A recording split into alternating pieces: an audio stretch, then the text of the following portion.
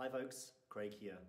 There are many questions that can be asked about what type of exercises that can be done to support your chiropractic care. Now, if I covered all of them, we would be here not just all day, but all week, all year. And so what I've done is look to compress all the information that I've gathered over my years of experience. And my life started off as a personal trainer, working in the fitness industry and then training personal trainers in a educational setting. So doing this kind of stuff has been my history, and it's where I came into chiropractic from. I go to the gym frequently myself, and so I'm not probably up to date with the absolute next exercise that's being recommended, but the concepts I think have become more simple as time has progressed and we've learned more about how the body should function as opposed to just what exercise we can do for it. And so in the first instance, I've created a list, the so-called must, shoulds, and coulds. Now the idea here is that the must is, of course, everyone should do this, not just if you're under care. And that involves the head turning, the shoulder raises, and walking as much as you can every day. There's always a few extra things you could do. However, these are, I think, achievable by everybody every day, almost from the start. Now then there's a list of shoulds and coulds. And the reality is with these is they should really all be in the must category as well. However, I suggest that you look to bring them slowly into your pattern of the daily activities, because if you try and do it all at once, you're probably going to be overloaded. So what I'm going to do in this video at least is quickly go over some of those should exercises so that you have an idea about what they are, with the idea that you can take these and build them into your day. Now, as part of this video series, I'm also going to create a few more. So there might be 5 or 6 by the time we're finished, or perhaps a few more, depending on what pops up, and perhaps if you have questions, and I can always add to the series. There's going to be some videos talking about core exercises, where that idea came from and what it actually means, and how you can incorporate that into your exercise regime to support what you're doing with your chiropractic care. I'm also going to look at exercises that you should or could do in a fitness setting with weights, for example, and can also look at topics like choosing the best sports shoe or running shoe.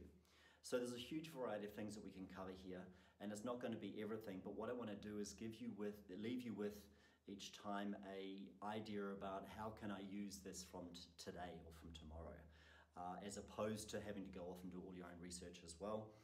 My idea is to take these concepts, boil them down to the main points, and so that you can then use these in the way that suits you the best. Because I think the most important thing with exercise is not necessarily choosing the best exercise, rather choose the best exercise that suits you the best. However, there are always going to be exceptions to that, but if you're not enjoying the exercise, the reality is it'll be like a fitness center membership. You buy it, you use it for a month, and then you never go again. So what's really important is to pick something that you enjoy. And the most important thing to remember is that in terms of stimulating movement in your spinal cord, stimulating your brain, helping the adjustments to be more stronger and be more reactive in terms of how your body functions, you need to move. And one of the best ways to move is simply to walk, and to walk as much as you can. So that means during the day, at the first you need to watch out for is your overall posture, but as much as you can, be on your feet and moving.